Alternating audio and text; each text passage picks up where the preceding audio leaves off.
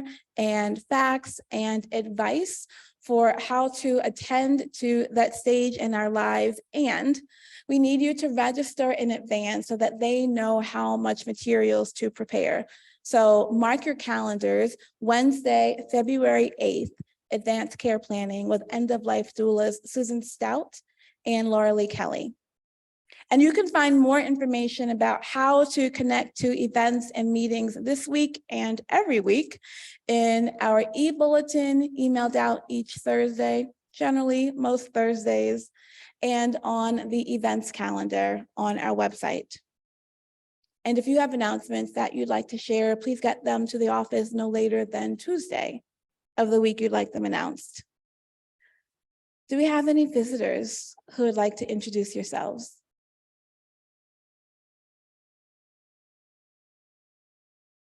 Everybody's looking around for unfamiliar faces. Chances are, even if you are a long-timer, old-timer, come most weeks, you will see an unfamiliar face because people are coming out of their woodworks, people are visiting us, and I hope finding a warmth and a comfort here that has you coming back a second and a third and a fifth or 50th time. If you are visiting, you're invited to sign the guest book in our fellowship hall. And if you're visiting us online, there is a link in your chat for you to share information with us so that we can be in more touch with you about what's happening here at the UU Congregation of the South Fork. You'll also find an order of service for today's worship in your link in the chat. As we settle into our first layer of worship, I invite you to take a deep breath. We light our chalice to mark our space together and our time together as sacred. And so I'll invite whoever feels moved to come and light our chalice with these words by Florence Caplow. We kindle this flame, honoring the doorways in our souls, the windows through which we gaze at one another, the balconies where we catch a glimpse of the skies, the thresholds we stand on this morning, wondering, hoping, fearing, dreaming. This first song that we'll sing together in your gray hymnal, number 16, "'Tis a Gift to Be Simple." You're invited to rise as you feel willing. Makes us feel less awkward standing by ourselves.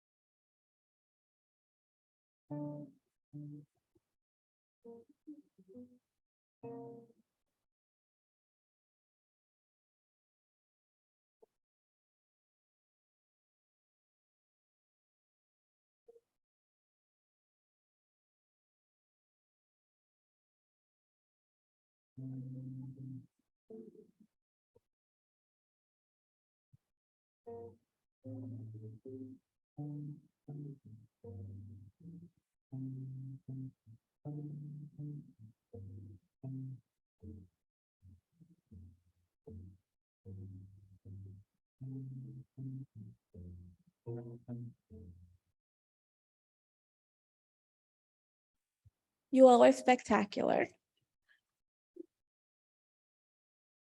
I hope you are singing wherever you are on Zoom. We have 2 more opportunities to sing together, as open mouthed as you feel comfortable, as closed mouthed as you feel moved.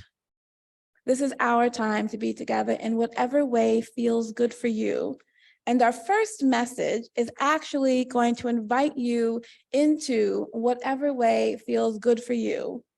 We are launching with the Care and Connection team for this community, our 7-day, 7-week happiness challenge. Our happiness challenge is inspired by the New York Times 7-day happiness challenge. And so why challenge ourselves to be happy? This is not about masking our feelings or putting on a happy face, some kind of Pollyanna smile while you're crying on the inside, or even a kind of fake it till you make it, which is helpful when you cannot find the resources for happiness inside yourself. Sometimes faking it until you begin to make it can get you on the road. But we are offering something even different than that. Science-based, evidence-based challenges, tasks, encouragements for how we can be more happy, create more happiness in our lives. And so the 7-day happiness challenge is inspired by and based on a 1938 Harvard happiness study. This is the longest running in-depth study on human happiness in the world. They started way back in 1938, that's almost 90 years ago, 85 years ago, with a group of Harvard students and also young men in the neighborhood, not Harvard students. And so they wanted a group of people from diverse backgrounds. Again, 1938, we don't know how diverse those backgrounds really were. I'm assuming they were at least class-based. And so they studied these young men, asking them about their lives, asking them about their relationships, asking them their feelings about how they spent their time and with whom they spent their time. But then they also looked at their health records and they looked at brain scans. And some, even upon their death, willed their brains, willed their organs to the study so that they could continue their study post-mortem. And then also continue to study looking across generations, down generations. And so you have generations of the same families. So really the longest, most extensive happiness study in the world, cross-generational evidence, looking at sort of what happiness, how happiness is reflected in our bodies and how it's reflected in our understanding of ourselves in the world. And what they found is more than money, more than IQ, even more than social status and standing. The single biggest thing, the single most important element to their happiness was relationships. And so this happiness challenge asks us to think about our social fitness in the same way that we might think about our physical fitness, right? We have muscles and we exercise because we know that if we don't, our muscles atrophy. And when we use them and when we practice with some discipline, our muscles stay strong and healthy and maybe even grow. Social fitness understands our relationships in the same way. Relationships, when we don't tend to them, when we don't give them attention and care and intention, can also atrophy and fall away. And I blame a lot of things on COVID. At some point, I'm going to have to stop blaming things on COVID, but I will actually ask us to think about where we are in our lives, because we have just been through and are still in the midst of a major social upheaval. This collective experience of isolation and re-entry and contraction. We will be feeling and understanding the effects of really for years to come. We see it in children in their development. What we're seeing is that children have either not developed socially over the past year or in some cases actually regressed. And if that's true for our children, then I want us to consider that maybe it can also be true for us that in this time, our social relationships and our ability to tend to our social relationships has contracted in this time. And so how do we focus on them? How do we exercise with intention and care and attention our relationships? We know that when they're healthy, we are better physically. Healthy relationships protect against stress, against depression, against language and memory decline. Likewise, loneliness. Loneliness damages our physical health. And so this asks us to think about all kinds of relationships, families and friends, romantic relationships, community relationships like this congregation, but also acquaintances across your day. So for example, the grocery store clerk that you see occasionally, or your mail carrier, or I don't go anywhere, so I rarely see anybody other than the grocery store clerk in the course of my day. But where do you go? Who do you see as an acquaintance during the course of your day or your week? The librarian. I see the librarian pretty regularly. Are you not going out at all? The butcher. You have a butcher. Fancy. Who else are you seeing as acquaintances? Your neighbors.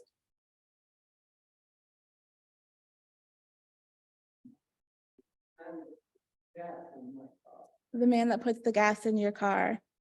So you all are having a hard time coming up with relationships. We're going to do the 7-week challenge. And part of why we're doing the 7-week challenge, I will admit, I attempted to do the 7-day challenge. And I was discussing this with at least one other member of the Care and Connection team and realized that without any kind of accountability, I did not get past day 2. And so here we are going to be each other's accountability for this 7-week challenge. You have a whole week to do each task, more than a day. And you are encouraged to share with us and with each other. You'll get an email that talks about the week's task on Monday. No, that's not what, yes, you will. You'll get an email that talks about the task on Monday at the beginning of the week. In our Thursday bulletin, you'll get some questions to check in on how you're doing. And then when you're back here on Sunday, you'll be invited to share what you've done this week on the whiteboard that will be in our fellowship hall. And so the challenge for the first week is very basic. It's a quiz that asks you to take stock of your relationships. There are some sheets of it in our fellowship hall, 13 questions, very easy. If you subscribe to the New York Times and you can take your quiz online at the New York Times, I will tell you, I took the quiz. I am doing pretty good where relationships are concerned. And also, spoiler for singletons, we lose points for not having partners. So that means we need to make it up in other ways.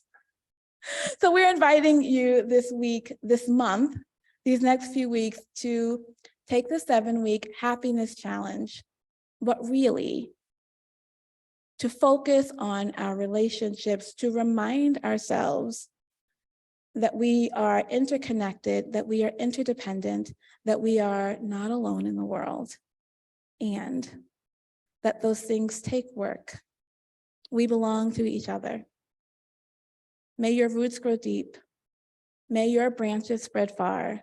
May you find this world to be a wonderful place and leave it better for those who follow. This is a moment when we would sing our young people off to childcare. We don't have any young people to sing off to childcare. We are young people at heart, and it's possible that this is streaming onto the speakers downstairs. But I am going to invite you, children of all ages, to remain here as we think more about how to feed our soul one way with happiness, later with resolutions. First, though, I'll remind you that we support the work of this congregation in many ways, through the gifts of our time, our talent, and our treasure. Your financial contribution helps to support the ongoing work of this congregation, worship, religious exploration, pastoral care, and also the ways that we are able to show up in community. If you have been reading the local papers, there have been several articles about our interfaith Thanksgiving, our interfaith Martin Luther King service, ways that we are able to show up in community to represent who we are and how we are called to be. Your contributions here in the meeting house in the baskets that will circulate or online using the link in your chat or the QR codes on your order of service will be gratefully received.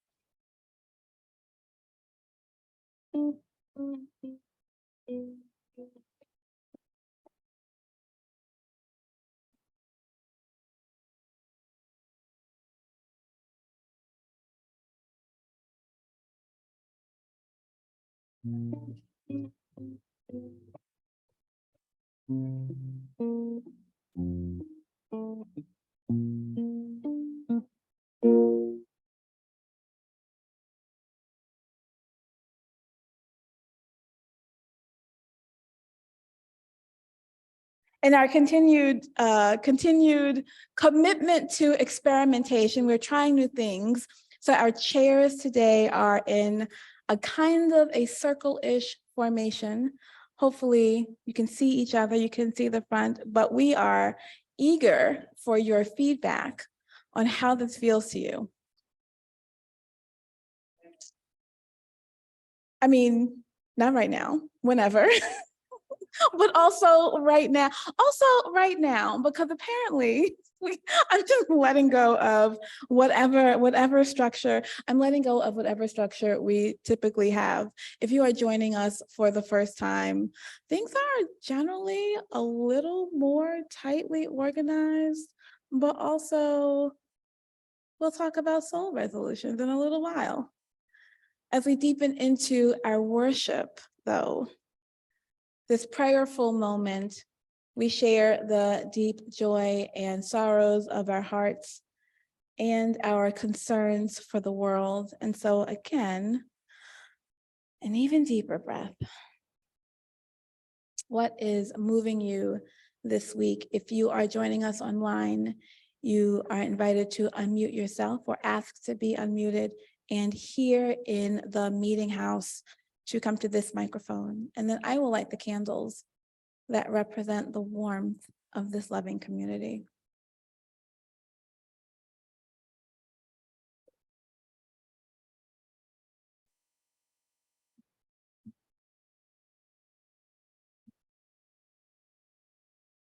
Hi, I'm Eva. Concern the beating of, yes, Tyree Nichols, just really the tip of the iceberg. Stuff like this is happening. Hello? Okay. This is Eva. My concern, is what we could see, which was captured on, body cams. The killing of this man. It bothers me more, frankly, as a person of the African diaspora, that Black men did this to another Black man. Not that it should be, but anyhow, so thinking of this and just I don't even think about what's happening in the Ukraine. I try to keep it from my mind. You had the day of the Holocaust recently, and in the middle of that, you're trying to celebrate the end of that in the middle of, it's just horrible. There's so much horrible stuff going on.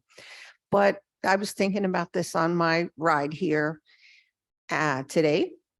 And what I was thinking of, like, the reason why I come to this place is to help to be the light.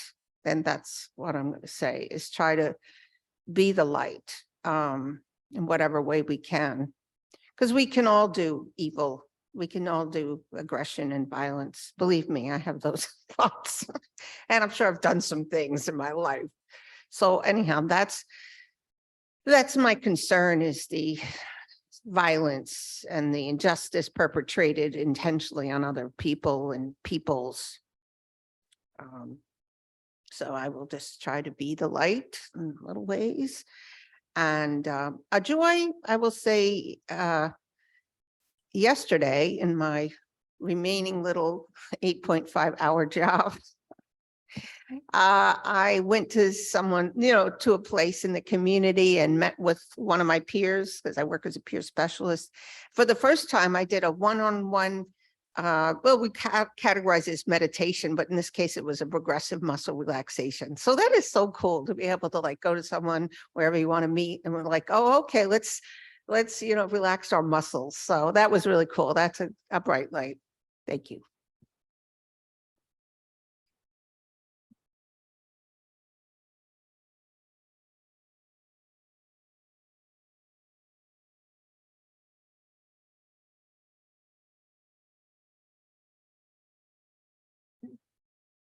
Hi, I'm Carol, and I have a joy. I had cataract surgery on Tuesday, and who likes to go to the hospital? Not me, but I feel like I was very brave to do it. Of course, I have another one to go, but it's so nice. I can see so clear out of one eye, and the other one's still fuzzy, so it's a little like this. And there are some restrictions. I think the worst one for me is you can't wear eye makeup for another month. And for a woman my age, that's not a good thing. However, I'm just thinking, aren't we lucky to have the beautiful nurses we have and a surgeon who can go into your eye and fix your eye. And when you come out, you have a bandage over it. When they take the bandage off, you can see better. Are we lucky? I mean, there's so many things that we're not lucky for, but that kind of thing is, to me, totally amazing. What a joy.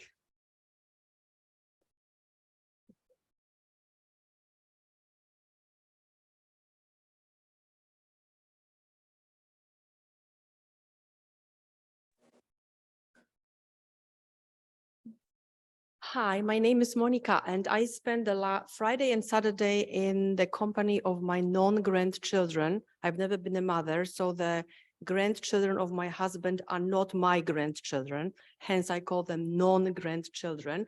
It's Rosalina, who is 4, and Tager, who is 2. And Rosalina totally mesmerized me with her imagination. She was making up stories about some sisters that she has all over the world. One sister is as tall that it allows her to talk to aeroplanes. Then there was another sister somewhere in Africa. And while she's telling me these stories, she's making up names. And I was so caught up in this bubble of happiness. And I said, and it's funny that we are doing this challenge, I think I want to be in like a childlike bubble to just see wonder everywhere, no matter what happens in the world. So sister in Africa, tall, and another one as tall as to be able to talk to airplanes. I don't know.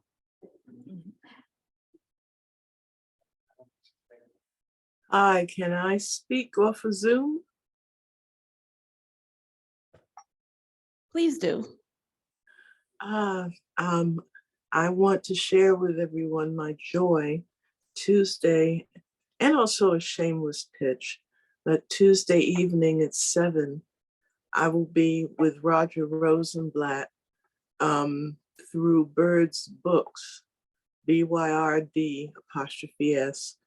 And he has a Right America pod, and it's the last one. So I'm going to be like Bette Midler was to Johnny Carson in that send off in his last episode. And it's like, and he's my mentor. So I'm just beaming, that I'm able to do that. And I'm so honored. And I'm Laura, so I'm going to have fun. So I hope you guys can join me. And if you're interested, let me know. I guess send an email, whatever, and I will get it to you, or someone maybe there has the link. But I just would love to know that, you guys are, as they say, in the house.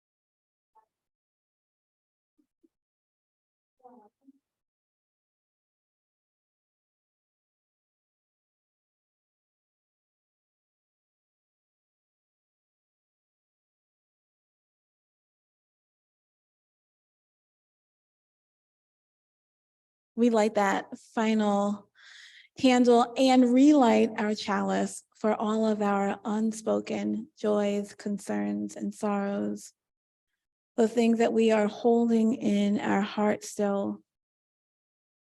And we offer our prayers for all of our amazing, amazing blessings, for the magic of cataract surgery and the bravery to go through with it, for the wonder of children and what they bring and what they imagine for the world.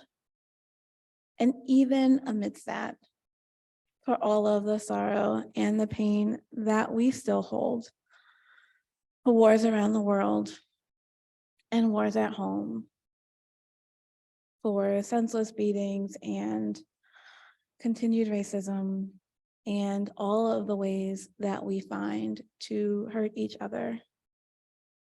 We offer our prayers and we take this time in silence.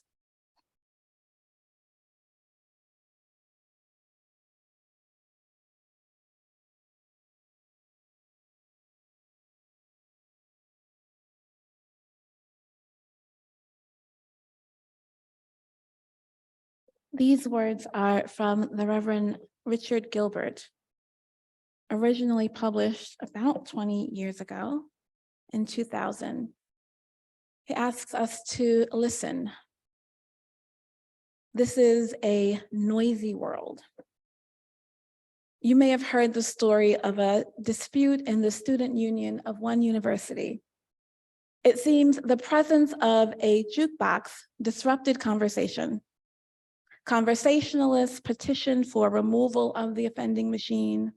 Music lovers petitioned to keep it, arguing that it was a very democratic machine. If you don't like what you hear, You can vote with your quarters to hear something else. But the conversationalists replied that what they wanted to hear was silence. And that was not among the options offered. The ingenious resolution was to include a 3-minute silent disc among the records. We are a verbal group. We are all good at talking. We string endless numbers of words together. Richard Gilbert offers, by his own calculations, he has probably uttered well over 10 million words from the pulpit over his past 45 years. And that, he says, is a conservative estimate. I think we should be so lucky here that I'll get to spend 45 years and 10 million words with you. But he asks us, does the quality of the message vary in inverse proportion to the number of words uttered? Listening, the lost art, the gentle art. In my wiser moments, I know that 1/2 of language is to listen. While I spend much of my time talking, I also do a fair amount of listening. It is hard to say which is of greater value. I do know that greater discipline is required to listen than to talk. To speak comes naturally for most of us. It is our default mode. We speak at the drop of a hint, that there is someone who will listen. The pupils of the Tendai school used to study meditation before Zen Buddhism entered Japan. For them, who were intimate friends, 4 of them who were intimate friends promised one another to observe 7 days of silence. On the first day, they all were silent. The meditation had begun auspiciously. But when night came and the oil lamps were growing dim, one of the pupils could not help himself, exclaiming to a servant, "Fix those lamps." The second pupil was surprised to hear the first one talk. "We're not supposed to say a word," he remarked. "You two are stupid, you've talked," said the third. "I am the only one who has not spoken," said the fourth. "Life speaks to be heard," says the poet. "Sound is a living thing. There is no sound, no language, no music without the listening ear. Without silence between notes, there is no music." In the Quaker tradition, they have liturgical silence in which one listens to the spirit before one speaks. However, as G.B. Shaw once said about the original form of Quaker worship, "I believe in the discipline of silence and could talk about it for hours." I know what discipline this requires, for even when I am listening, this is Richard Gilbert and this is me, even when I am listening to another, I am sometimes distracted, thinking ahead of what brilliant or what comforting thing I will say in response. Listening, then, has a spiritual dimension. It suggests that I am not the center of the cosmos. That I am not the center of the cosmos, but rather one source of words among others. It implies that I have no monopoly on wisdom, that true wisdom may be found in listening. Listen. Listen to what others say. There is wisdom in all you meet. Listen to the sound of nature. It speaks and sings and makes music for those who pay attention. Listen to the impulses of your spirit.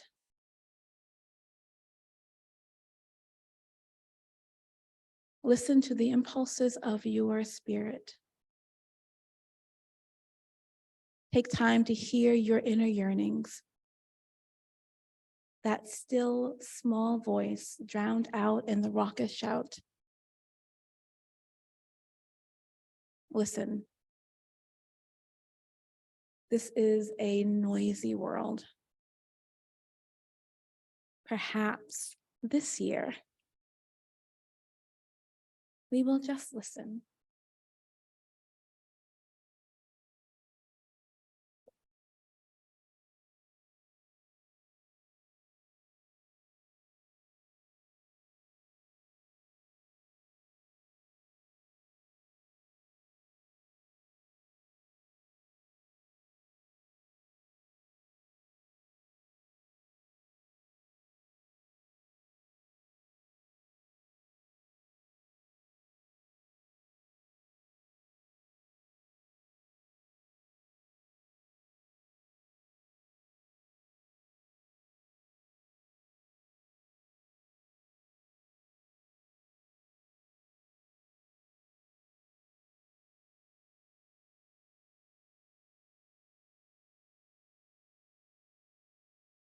In your hymnal, Song 123, Spirit of Life.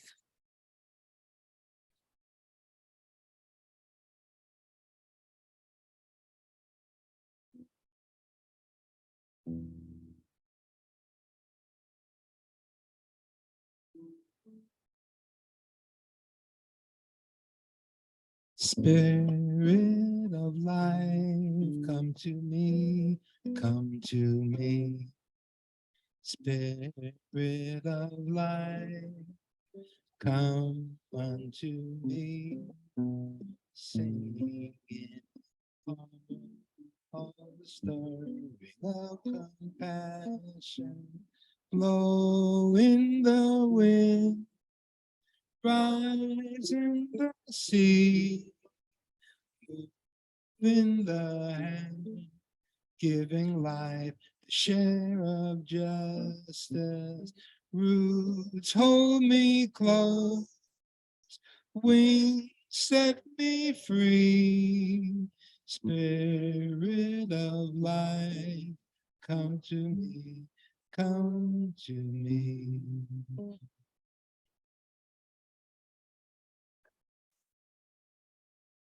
Beautiful. So January.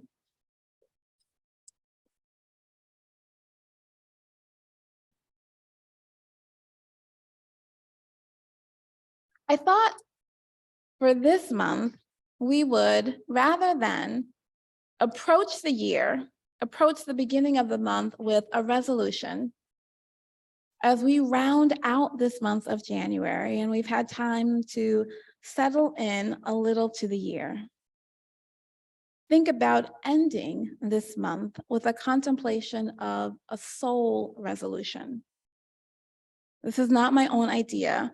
I got this idea. I get a lot of ideas from the New York Times.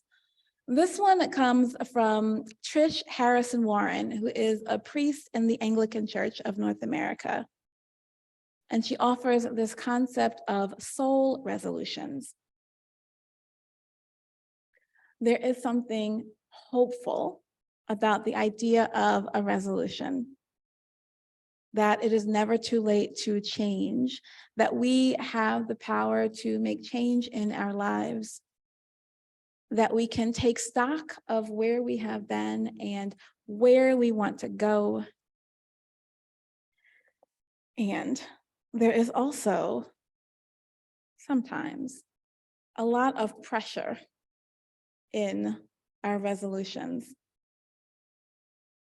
There is a pressure to get it done. There is a disappointment when by mid-January or spring, we have fallen short or realized that we have not even thought of our resolution.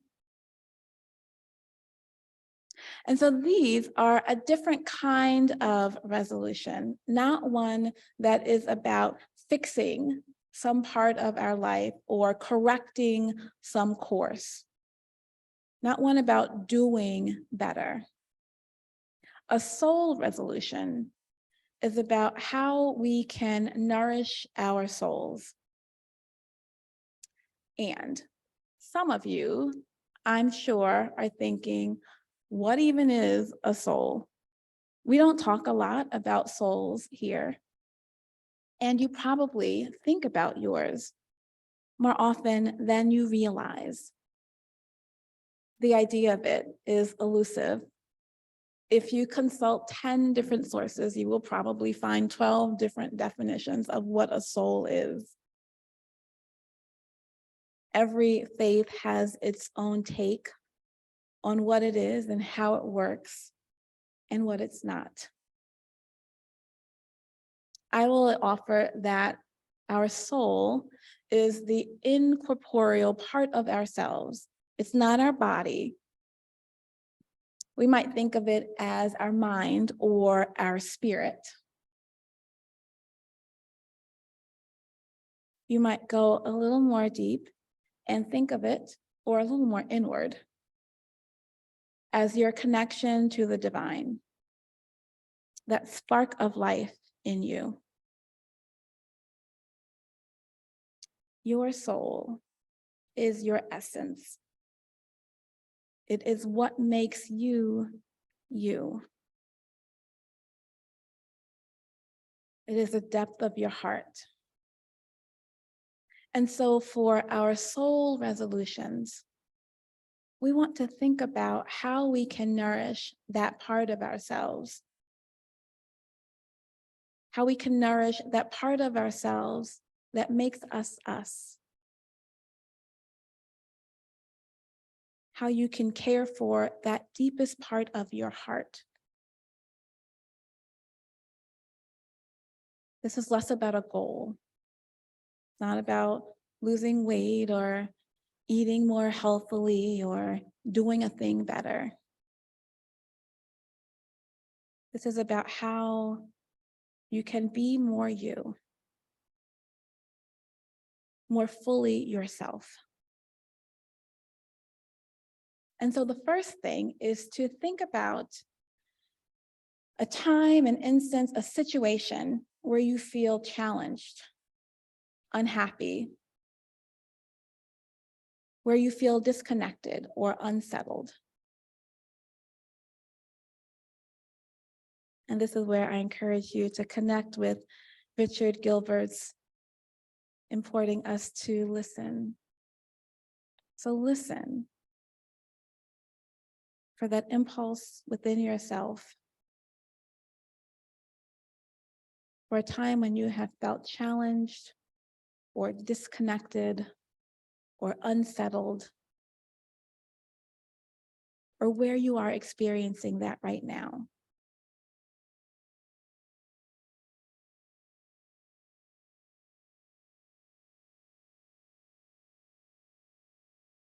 You might think about a particular part of your life.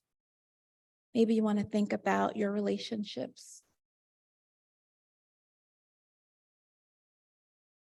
Or you want to think about your job.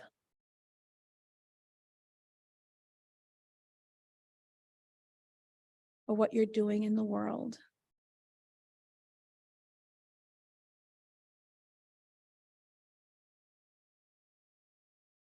And now imagine how you want to feel. Or remember a time when you did feel settled, connected in this area of your life or a different area of your life. When you have felt peaceful and at ease.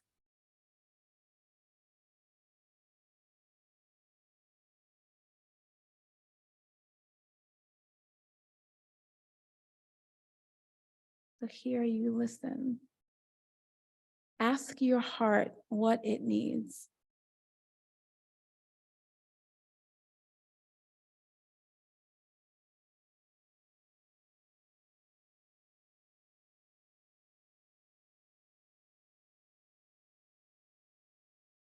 This one's harder. Ask yourself why you want to feel this way.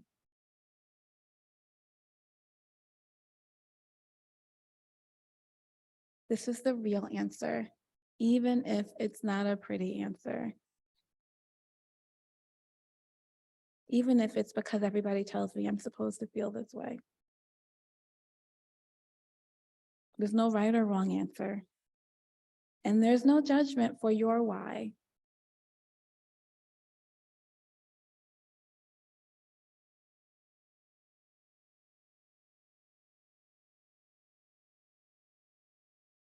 Now, this is the resolution part, the ReSOULution part.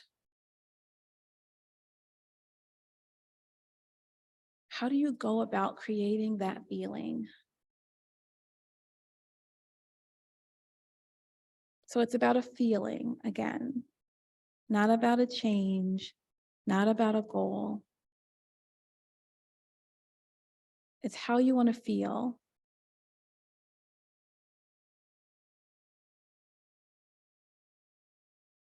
What would get you there? Think as big or as small as you want.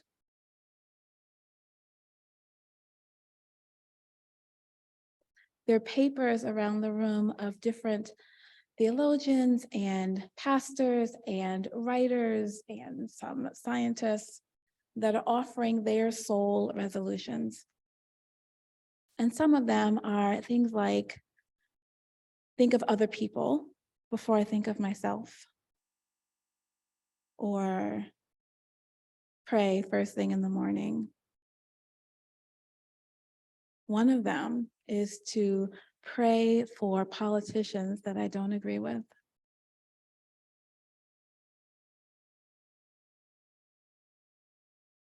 Some of them involve being out in nature. One of them is to make a plan, an actual plan, not just a thought about how to engage with anti-racism. So think about your feeling.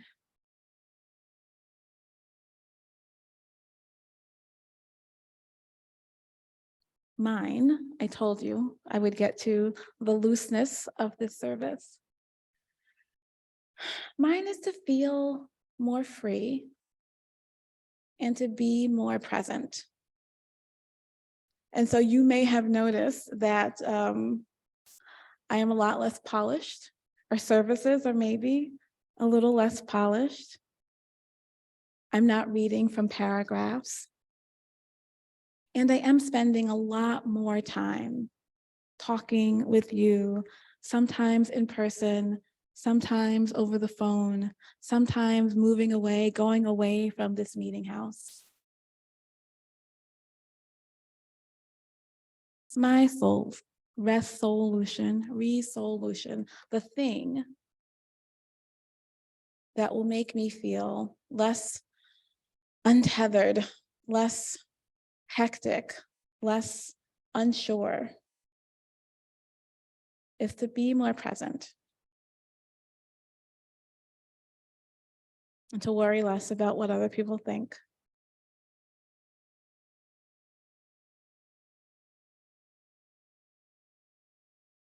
Maybe you'll have more than one. Don't do more than 3. It's too much to focus on. And so my invitation to you is to think about it. Maybe you have one right now. Maybe you need to spend more time listening, to write it down or draw it or record yourself talking about it or singing about it. And to revisit it in a way that feels good for you, regularly or periodically.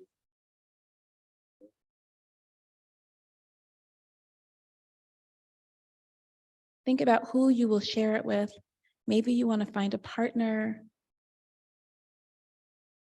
Maybe you need to tell a whole room full of people. And maybe you just want to keep it for yourself.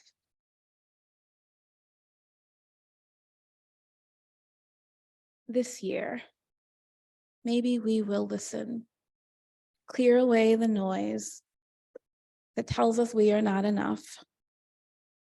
Go a little deeper. Not to ignore the world and all of the things that need attention. We are not clerics, we are not monks. The idea is not to separate ourselves from the reality, but to go deeper into ourselves, to connect to our truest sense of who we are, so that we are better equipped to face the world.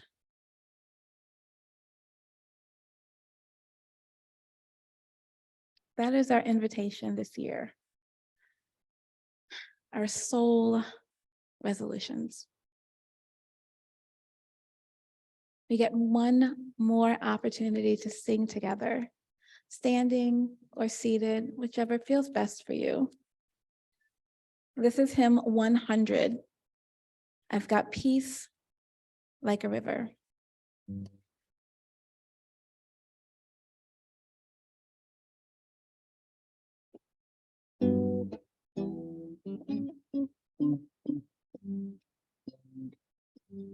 I've got peace like a river. I've got peace like a river. I got peace like a river in my soul. I've got peace like a river. I've got peace like a river. I've got peace like a river in my soul. I've got joy like a fountain. I've got joy like a fountain. I've got joy like a fountain in my soul. I've got joy like a fountain. I've got joy like a fountain. I've got joy like a fountain in my soul. I've got love like an ocean. I've got love like an ocean. I got love like an ocean in my soul. I've got love like an ocean. I've got love like an ocean. I got love like an ocean in my soul. I've got pain like an arrow. I've got pain like an arrow. I've got pain like an arrow in my soul. I've got pain like an arrow. I've got pain like an arrow. I've got pain like an arrow in my soul. I've got tears like the rainbow. I've got tears like the rainbow. I've got tears like the rainbow in my soul. I've got tears like the rainbow. I've got tears like the raindrop. I've got tears like the raindrops in my soul. I've got strength like a mountain. I've got strength like a mountain. I've got strength like a mountain in my soul. I've got strength like a mountain. I've got strength like a mountain. I've got strength like a mountain in my soul.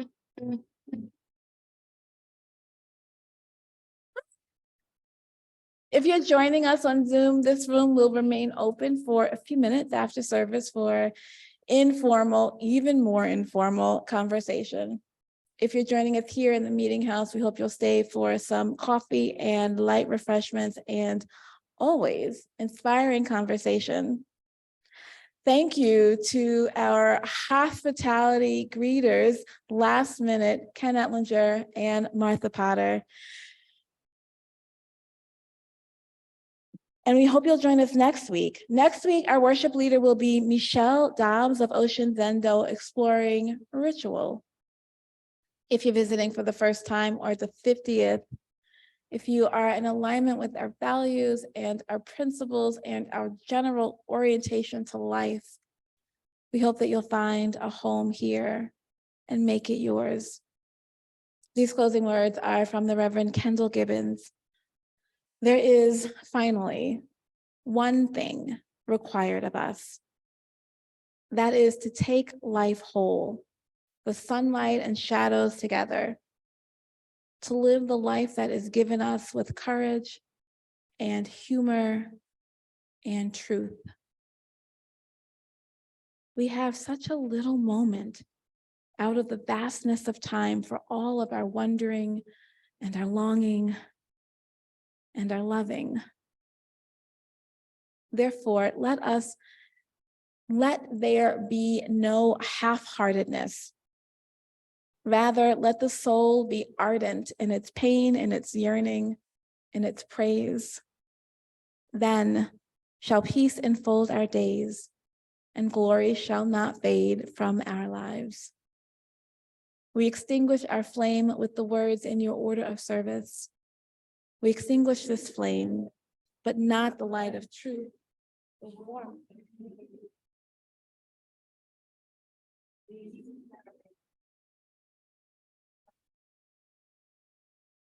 Thank you, Dennis. This is an original song entitled If I Can Sing an Endless Song.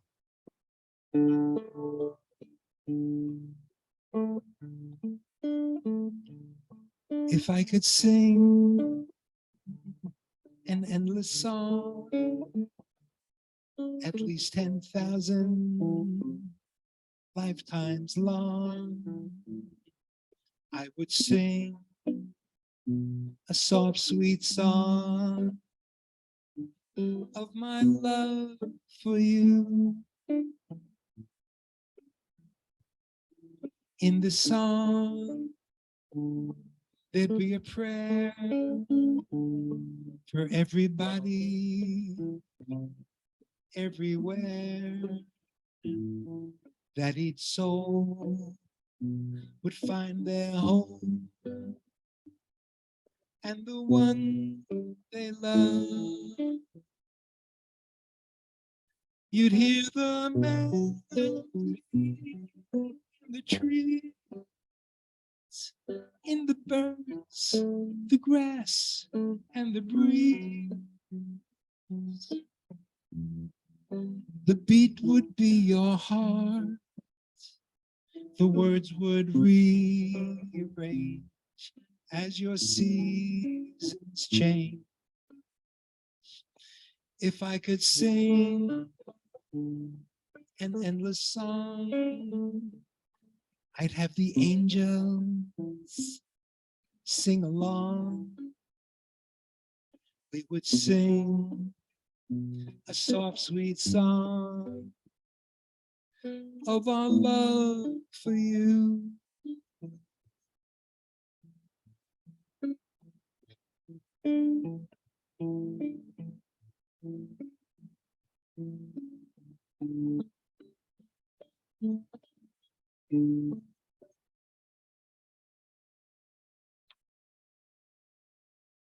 Thank you.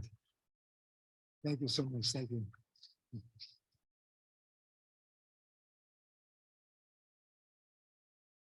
you. Thank you.